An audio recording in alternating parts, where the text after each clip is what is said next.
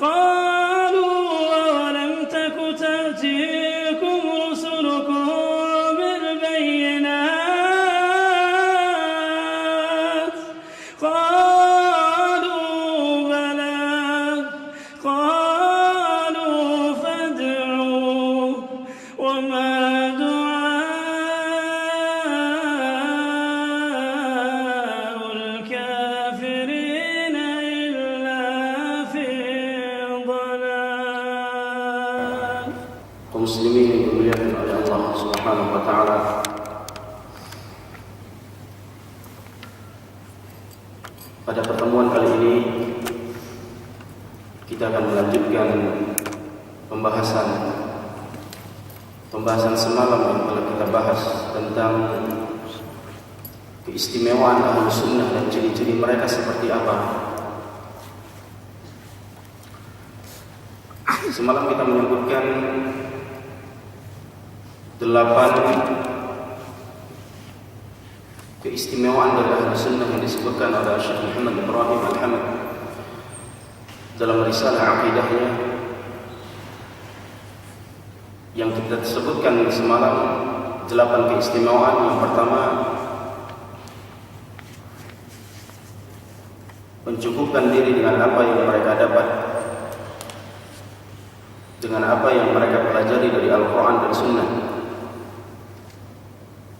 Yang kedua, menerima dalil-dalil syar'i dari Al-Quran dan Sunnah dan memahaminya sesuai dengan pemahaman para salafus saleh. Keistimewaan yang ketiga, mengikuti petunjuk Nabi sallallahu alaihi wasallam dalam ibadah, muamalah dan yang lainnya, wa tarkul ibtida', dan meninggalkan kebid'ahan. Yang keempat, al-ihtimam bil kitab wa sunnah, punya perhatian terhadap Al-Quran dan Sunnah, baik dari sisi menghafalnya, membacanya, atau mempelajari tafsir dan hadisnya. Kemudian yang kelima, Ahlus Sunnah senantiasa berhujjah, berargumen dengan hadis-hadis yang sahih, tidak dengan hadis-hadis yang lemah. Kemudian yang keenam, Ahlus Sunnah tidak punya satu imam khusus yang mereka kultuskan, di mana mereka akan mengambil seluruh perkataannya dan mengatakan dialah yang benar satu-satunya. Karena Ahlus Sunnah hanya mengagungkan dan memuliakan, hanya mengambil seluruh perkataan dari Nabi sallallahu alaihi wasallam. Karena setiap manusia pasti ada kesalahan, kecuali para anbiya. Kemudian yang ketujuh, bahwasanya Ahlus Sunnah adalah orang-orang yang berjuang dan berkorban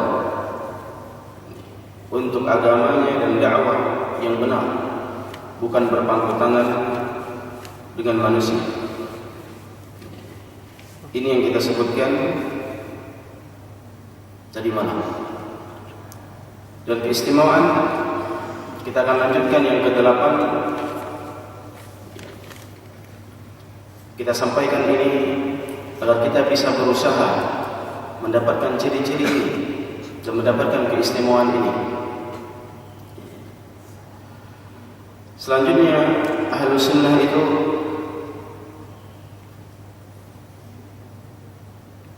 al-amanah al-ilmiyah fi an-naql wal-bu'd 'an at-tahrif. Ahlus Sunnah itu keistimewaan mereka sangat amanah dalam keilmuan, di dalam menukil sesuatu, dan mereka tidak berani untuk mentahrif, menyelewengkan satu makna ke makna yang lain. Amanah, ini Ahlus Sunnah. Mereka tidak berdusta dalam berdakwah, amanah di dalam berdalil sesuai dengan Al-Quran dan Sunnah, di dalam menukilkan sesuatu. Kalau memang itu ada dari Al-Quran, dia akan bacakan. Kalau itu memang ada dalam hadis Nabi sallallahu alaihi wasallam, benar-benar ia nukilkan sesuai dengan hadis tersebut. Terkadang ada orang menyampaikan sesuatu pada dasarnya bukan hadis, namun dia katakan itu hadis. berdusta dalam menukilkan. Pada dasarnya bukan perkataan para ulama, kemudian dia nukilkan bahwasanya itu perkataan para ulama. Ini perkataan, ini sabda Nabi SAW begini dan begini. Padahal tidak demikian. Atau ini perkataan Imam Ahmad, ini perkataan Imam Syafi'i, ini perkataan Hasan al-Basri. Padahal tidak ada yang demikian. Ahlus Sunnah dia benar-benar menukil dengan sumber yang jelas, tidak diada-adakan.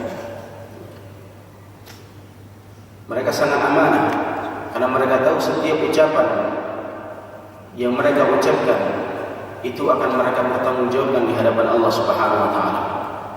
Maka beban seorang dai, beban seorang yang menyampaikan risalah Nabi sallallahu alaihi wasallam itu berat. Bukan mudah, enteng di dalam menyampaikan, karena semuanya akan dia pertanggungjawabkan di hadapan Allah Subhanahu wa taala. Makanya dia harus amanah dan betul-betul berhati-hati dalam menyampaikan ilmu. Kemudian yang selanjutnya, yang ke-9, keistimewaan Ahlus Sunnah, husnul khuluq. Mereka mempunyai akhlak yang baik. Apakah akhlak yang baik itu sudah ada pada diri kita sehingga kita termasuk dari kalangan Ahlus Sunnah? Husnul khuluq. Banyak orang yang mengatakan saya Ahlus Sunnah tapi akhlaknya enggak baik. Pelit untuk mengucapkan salam atau tidak mau menjawab salam. Mukanya senantiasa cemberut,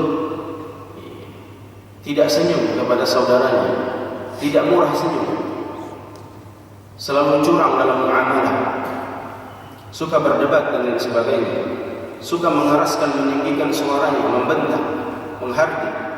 Dan seperti ini bukan keistimewaan dari Ahlus Sunnah, karena mereka husnul khuluq, saling berkasih sayang dengan sesama muslim, beradab dengan akhlak, beradab dengan adab yang baik, berakhlak dengan akhlak yang baik. Sehingga kata Nabi sallallahu alaihi wasallam dalam hadis yang sahih, la tadkhulul jannah hatta tu'minu wa la tu'minu hatta tahabbu. Kata Nabi sallallahu alaihi wasallam, tidak akan masuk surga. Kalian tidak akan masuk surga sampai kalian beriman, dan tidak akan sempurna keimanan kalian sampai kalian saling berkasih sayang, sampai kalian saling mencintai karena Allah Subhanahu wa taala. Kemudian kata Nabi, ala adullukum ala syai'in idza fa'altumuhu tahabbtum afshu salam bainakum. Inginkah aku beritahukan kepada kalian tentang satu amalan yang apabila kalian amalkan amalan tersebut, tahabbtum, kalian akan berkasih sayang, kalian akan saling mencintai. Maka kata Nabi SAW, tebarkan salam. Tebarkan salam. Ala man arafta wa man lam ta'rif. Riwayat yang lain, tebarkan salam kepada orang-orang yang kamu kenal atau kepada orang-orang yang tidak kamu kenal. Terkadang seorang muslim bermuka masam kepada saudaranya, sudah paras wajahnya sama, kemudian jumpa dengan saudaranya lebih disangar-sangarin lagi, ya, biar nampak apa wibawa. Bukan seperti itu wibawa, bukan seperti itu. Kalau kita ini sudah dilihat sangar, jangan membuat orang lain takut. Senyum, menebarkan salam, jumpa, senyum. Karena kata Nabi SAW, senyummu kepada saudaramu sedekah, kebaikan, dan kamu mendapatkan pahala. Kenapa harus bermuka masam, meninggikan dada dan sebagainya? Aku orang tinggi, aku orang hebat, aku orang besar. Nabi SAW adalah orang yang paling mulia. Nabi SAW bisa bermain dengan orang tua, bisa berbicara dengan orang tua dengan tata krama yang baik, dan Nabi SAW juga bisa bergaul dengan anak-anak. Tidak ada batasan seorang Nabi kalian anak-anak. Abu Hurairah radhiyallahu orang yang senantiasa senang bermain dengan anak-anak muda dan anak-anak kecil, bermuka ceria, menunjukkan akhlak yang baik, sehingga siapa saja yang dekat dengan dia senang. Jangan sampai orang itu merasakan ketidaknyamanan ketika dekat dengan kita karena muamalah kita, karena akhlak kita membuat orang lari. Maka ahlu sunnah cerminan mereka adalah akhlak yang baik. Dan ketika seorang akhlaknya makin baik, makin sempurna imannya. Kata Nabi sallallahu alaihi wasallam, akmalul mu'min imanan ahsanuhum khuluqa. Orang mukmin yang paling sempurna imannya, yang paling baik akhlaknya. Jadi iman dengan akhlak punya kaitan. Semakin baik akhlaknya, semakin sempurna imannya. Maka ini ciri ahli sunnah, berakhlak dengan akhlak yang baik, berakhlak dengan akhlak Nabi, akhlak kepada teman, akhlak kepada istri, akhlak kepada anak, dan lain sebagainya. Kemudian yang selanjutnya, keistimewaan ahli sunnah, tarkul khusumat fid din wajtinab ahlul khusumat. Ahlu sunnah itu keistimewaan mereka dan ciri-ciri mereka meninggalkan pertikaian, enggak suka ribut-ribut. Ini ahlu sunnah, meninggalkan pertikaian dan menjauhi orang-orang yang suka bertikai, suka berantem, suka ribut, suka mendemo dan lain sebagainya, suka teriak-teriak, suka membentak. Ahlu sunnah tidak seperti ini. Maka kita melihat banyak kejadian-kejadian yang terjadi di negeri kita, baik itu di Pulau Jawa atau di Aceh sendiri. Banyak orang-orang yang mengaku ahlu sunnah tapi sukanya ribut, ajak ribut, ngadu otot, adu mulut, dan tidak bisa berargumen dengan baik, tidak bisa berakhlak dengan baik. Sukanya keributan. Betapa banyak keributan yang dilakukan di tempat-tempat yang mulia. Keributan dilakukan di dalam masjid, keributan dilakukan di tempat ramai, di mana tidak selayaknya di sana seseorang itu bertikai, apalagi di dalam masjid. Atau permasalahan yang lainnya, pelarangan pembangunan masjid, sehingga rumah-rumah Allah Subhanahu wa taala ditahan untuk dibangun. Maka ahlu sunnah terkhusus tinggalkan yang demikian. Karena kalau kita melihat yang demikian, maka sudah dipastikan pengakuan mereka sebagai ahlu sunnah hanya sekedar pengakuan belaka, bukan hakikatnya. Ahlu sunnah dia menempuh jalan-jalan yang baik, tidak suka ribut. Kalau seorang itu berdakwah tidak ada yang menerima atau tidak mau mendengarkan dakwahnya, enggak apa-apa, enggak perlu ribut, tidak perlu memaksakan orang lain. Karena Nabi SAW sendiri terkadang dakwahnya juga ditolak. Kenapa penolakan tersebut? Karena orang-orang mengikuti hawa nafsu dan tidak mau mengikuti petunjuk Allah Subhanahu wa taala. Makanya Allah Subhanahu wa taala mengatakan untuk Nabi Muhammad sallallahu alaihi wasallam, "Fa in lam yastajibu laka fa'lam annama yattabi'una ahwa'ahum." Wahai Muhammad, sekiranya mereka tidak menerima dakwahmu, tidak menerima seruanmu, maka ketahuilah mereka hanya mengikuti hawa nafsu mereka. Sudah, tinggalkan. Kewajibanmu telah terlepas. Kau telah menyampaikan kebenaran. Tidak perlu kau memaksa atau ribut. Dan ahlu sunnah dalam permasalahan-permasalahan khilaf atau perbedaan pendapat, mereka termasuk orang-orang yang sangat bisa memaklumi dan mengkondisikan hal tersebut. Bagaimana sikap seorang ahlu sunnah dalam perbedaan, dalam permasalahan khilaf yang mu'tabar. Tidak langsung mengvonis, menjatuhkan hukum dan lain sebagainya. Ada akhlaknya, ada kerukunannya. Bagaimana menyikapi perbedaan? Bukan menyikapinya dengan ribut, ya, atau vonis-vonis yang tidak jelas. Kemudian keistimewaan ahlu sunnah itu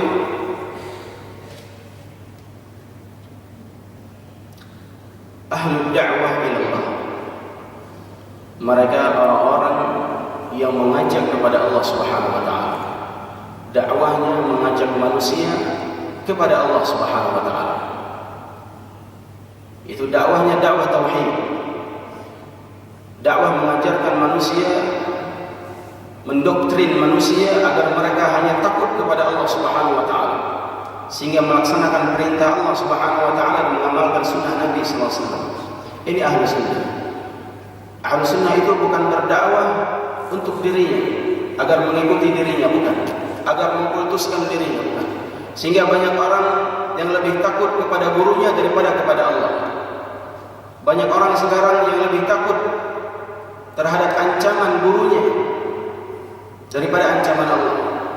Banyak orang sekarang yang lebih mengikuti ucapan gurunya daripada ucapan Rasulullah SAW. Maka dakwah Ahlussunnah bukan demikian. Dakwah Ahlussunnah mengajak kepada Allah agar manusia takut kepada Allah. Oleh karena Allah Subhanahu wa taala mengatakan, "Qul hadhihi sabili ad'u ila Allah." Inilah jalan, kata Allah kepada Muhammad, inilah jalan, katakan kepada mereka, inilah jalan yang lurus. Ad'u ila Allah, aku mengajak kepada Allah Subhanahu wa taala. Bukan mengajak kepada dirinya, harus ikut saya, harus ikut organisasi saya, harus ikut ormas saya, harus ikut yayasan saya, harus ikut kelompok saya. Tidak. Ya, mengajak kepada Allah Subhanahu wa taala, mentauhidkan Allah dan menjalankan sunnah Nabi sallallahu alaihi wasallam. Ad'u ila Allah ala basiratin, di atas basirah, di atas ilmu. Maka orang berdakwah berilmu. Enggak boleh baru ngaji kemarin, baru belajar kemarin sudah tampil, ya, sudah berdakwah. Bagaimana seorang itu bisa memberikan sesuatu sedangkan dia tidak mempunyai sesuatu? Ya. Makanya kata orang Arab, faqidus syai' la yu'ti. Orang yang tidak mempunyai sesuatu tidak akan bisa memberikan sesuatu. Maka dakwah ahlu sunnah itu mengajak kepada Allah dan mengajaknya dengan ilmu, bukan dengan hawa nafsu, bukan dengan angan-angan, bukan dengan perkiraan, tapi dengan dalil, dengan ilmu. Kemudian keistimewaan selanjutnya ahlu sunnah itu adalah orang-orang yang semangat al-hirs ala jam'i kalimatil muslimin. Mereka orang-orang yang bersemangat untuk menyatukan kaum muslimin. Ini Ahlussunnah. Mereka tidak mau memecah belah kaum muslimin. Mereka ingin menyatukan kaum muslimin dengan apa? Dengan Al-Quran dan Sunnah. Sebagaimana firman Allah Subhanahu wa taala, wa'tasimu bihablillahi jami'an wa la tafarraqu. Berpegang teguhlah kalian kepada agama Allah, kepada tali Allah, itu agama Allah, Al-Quran dan Sunnah Nabi SAW. Wa la tafarraqu. Jangan kalian bercerai-berai, jangan kalian berpecah belah. Cuma masalahnya banyak orang yang mengajak bukan di atas persatuan Al-Quran dan Sunnah, tapi mengajak agar bersatu mengikuti kelompoknya, mengikuti ormasnya, mengikuti ustadznya, pemimpinnya sendiri. Ini salah, sehingga perpecahan muncul dari situ. Namun alangkah sayangnya semua itu dituduhkan kepada orang-orang yang bersemangat ingin menyatukan kaum muslimin di atas Al-Quran dan Sunnah. Ketika ada yang ingin menyatukan kaum muslimin di atas Al-Quran dan Sunnah, dikatakan pemecah belah umat. Ini terbalik. Semestinya orang-orang yang mengajak persatuan harus sesuai dengan kelompoknya, harus sesuai dengan ormasnya, harus sesuai dengan ustadznya atau organisasi dan yayasannya. Inilah pemecah belah. Kenapa? Antara satu organisasi dengan organisasi yang lain, antara satu kelompok dengan kelompok yang lain, itu pasti punya perbedaan, prinsip yang berbeda. Sedangkan ketika seorang itu mengajak kepada Al-Quran dan Sunnah, prinsipnya sama dan satu. Maka Ahlussunnah itu mengajak persatuan di atas apa? Di atas Al-Quran dan Sunnah. Kalau sesuai petunjuknya dengan Al-Quran dan Sunnah, mari kita bersatu. Kalau tidak, tinggalkan siapapun dia. Siapa saja yang menyelisih Al-Quran dan Sunnah, tidak mengajak persatuan di atas ini, tinggalkan. Siapapun dia. Karena dalam persatuan ini harus dilihat di mana dia bersatu, apa landasannya. Kemudian Ahlussunnah itu keistimewaan mereka at-tathabbut fi akhbar. Mereka tathabbut, mereka cross check, tabayyun dalam menyikapi suatu kabar, suatu berita, suatu informasi, mereka cross check. Ini betul enggak? Wa 'adamu tasarru' fi itlaqil ahkam, dan mereka tidak tergesa-gesa di dalam memvonis ini sesat, ini enggak benar, tapi tidak memberikan bukti, tidak tathabbut, tidak tabayyun, langsung disebarkan tuduhannya. Dapat sesuatu, tidak cross check, langsung disebarkan. Apalagi sekarang zaman yang sangat mudah untuk menyebarkan berita, tinggal klik tersebar. Sekali tekan bisa tersebar kepada 1.000 orang, 2.000 orang, jutaan orang, melalui grup-grup media mereka. Itu bahayanya orang yang tidak tathabbut. Ada orang mendapat satu berita, satu informasi, satu tulisan, dia baru baca judulnya saja, kemudian sudah sebar, share sana sini. Dia baru baca judulnya. Terkadang di dalamnya mengandung unsur-unsur fitnah atau yang tidak baik, akan merusak kaum muslimin. Atau yang lainnya, memberikan tuduhan dan vonis yang mana mereka tidak tathabbut. Ini bukan keistimewaan Ahlussunnah. Kemudian keistimewaan Ahlussunnah selanjutnya, salamatu qulubuhum wa alsinatuhum li ashabi Rasul. Ahlussunnah itu sangat menjaga hati mereka dan mulut-mulut mereka dari mencaci maki para sahabat Nabi radhiyallahu anhum ajma'in. Ini Ahlussunnah. Maka kalau kita melihat ada orang yang mengaku Ahlussunnah tapi mulutnya suka mencaci maki para sahabat, mengkritik para sahabat, mencela para sahabat, menjelek-jelekan para sahabat, menuduh para sahabat, itu bukan Ahlussunnah. Sudah bisa dipastikan dengan satu bukti itu saja sudah cukup. Karena para sahabat dikenal dengan keadilan mereka, dan mereka termasuk orang-orang yang telah dijamin oleh Allah Subhanahu wa taala untuk masuk surga. Dan tidak boleh seorang itu mencela para sahabat. Dengan satu bukti ini saja, satu ciri-ciri ini saja, ada orang yang mencela para sahabat, menjatuhkan mereka, sudah cukup dikatakan orang tersebut bukan dari kalangan Ahlussunnah. Karena kata Nabi, la tasubbu ashabi, jangan kalian mencela sahabat-sahabatku. Falau anna ahadakum anfaqa mithla Uhudin dhahaba ma balagha mudda ahadihim wala nasifahu. Kata Nabi SAW, jangan kalian cela sahabatku, sekiranya kalian berinfak dengan satu gunung emas. Ada orang yang berinfak dengan satu gunung emas? Dia punya gunung emas, dia infakkan. Sekiranya di antara kita punya satu gunung emas, kita infakkan di jalan Allah Subhanahu wa taala, ma balagha mudda ahadihim wala nasifahu. Itu semua tidak menandingi para sahabat yang hanya berinfak satu mud atau setengah mud beras, satu mud atau setengah mud kurma. Belum lagi. Mereka hanya berinfak setengah mud dari gandum, dari kurma. Itu semua jauh lebih besar daripada kita yang berinfak satu gunung emas kubur. Itu menunjukkan kemuliaan para sahabat.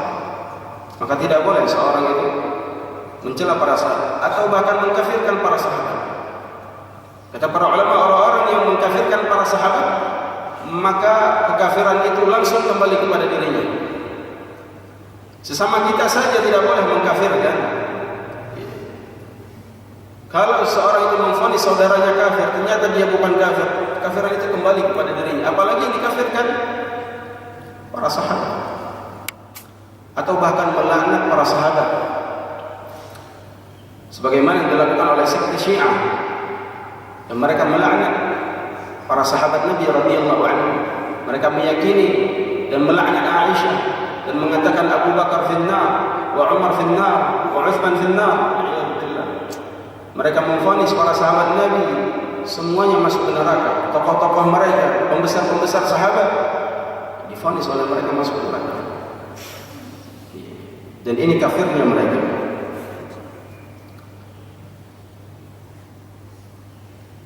Kemudian Ahlus Sunnah salamatuhum min takfir ba'duhum min ba'd. Ahlus Sunnah itu tidak mudah mengkafirkan satu sama lain. Ini kita baca saja keistimewaannya, mungkin kita tidak perpanjang lagi karena waktu sudah habis. Jadi Ahlus Sunnah tidak mudah mengkafirkan. Tidak boleh seorang itu kafir mengkafirkan. Ini bukan prinsip Ahlus Sunnah dalam memvonis yang demikian. Kemudian Ahlus Sunnah itu humul ghuraba. Mereka adalah orang-orang yang terasing, dianggap asing oleh orang, dianggap aneh. Kenapa? Karena mengamalkan apa yang diturunkan oleh Allah, mengamalkan apa yang diajarkan Nabi SAW, mengamalkan sunnah Nabi, sehingga mereka dianggap asing. Kata Nabi SAW, "Bada al-Islamu ghariba, fasayaudu ghariba kama bada." Islam itu bermula dengan keanehan, keterasingan, dan akan kembali terasing sebagaimana Islam itu dimulai. Pertama kali munculnya, Nabi diasingkan, Nabi dituduh, Nabi dianggap orang yang aneh, orang yang membawa ajaran baru. Nabi dianggap majnun, orang yang gila dan sebagainya.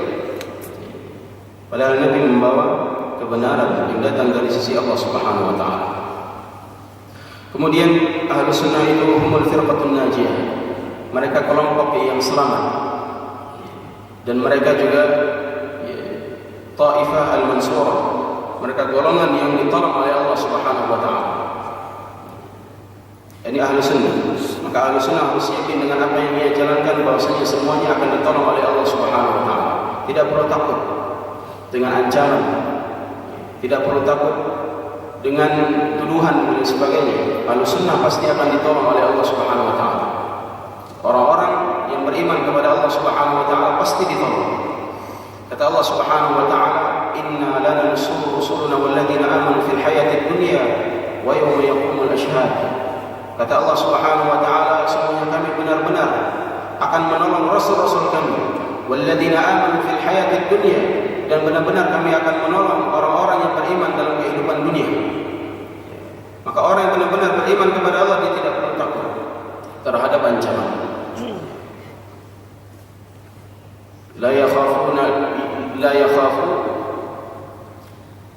Kata Allah Subhanahu wa taala, ciri-ciri Ahlus Sunnah, orang-orang yang benar itu mereka tidak takut terhadap celaan orang-orang yang mencela. La yakhafuna lawmata laim. Mereka tidak takut terhadap celaan orang-orang yang mencela.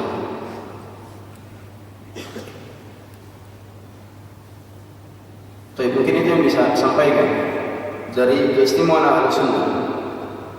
Maka seorang Ahlus Sunnah harus memperhatikan hal-hal ini dan jangan malu mengamalkan sunnah. Banyak orang malu mengamalkan sunnah, baik itu anak muda maupun orang tua. Kita lihat orang bermaksiat nggak malu.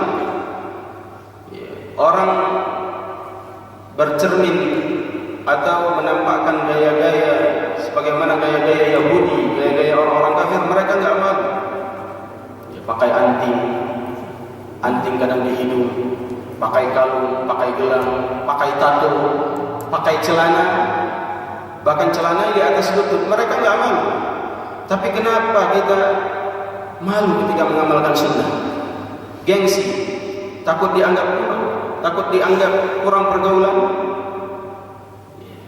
Ini sudah terbalik. Kita harus balik kembali kepada jalan yang benar.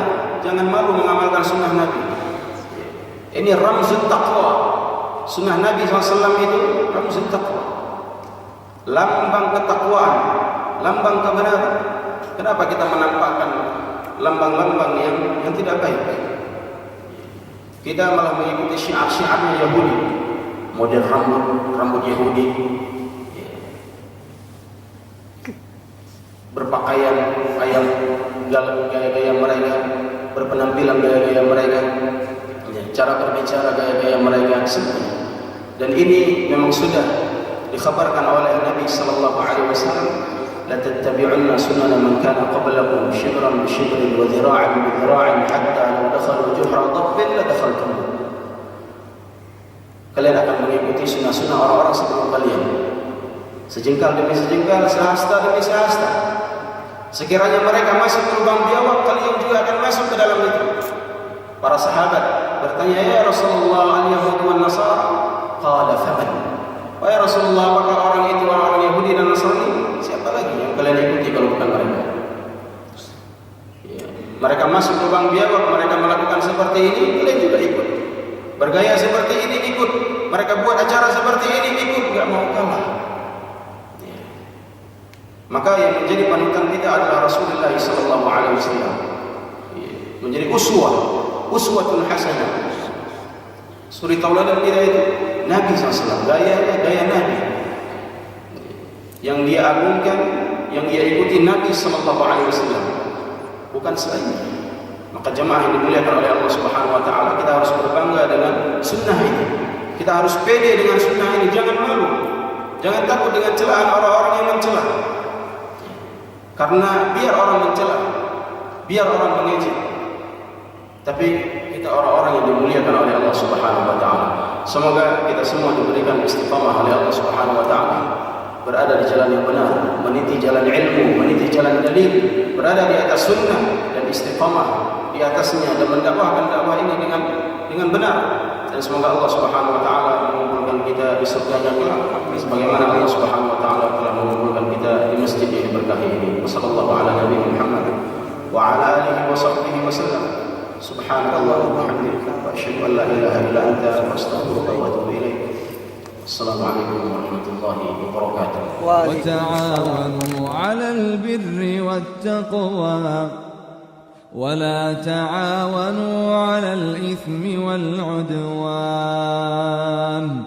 Wattaqullah, innallaha shadidul 'iqab.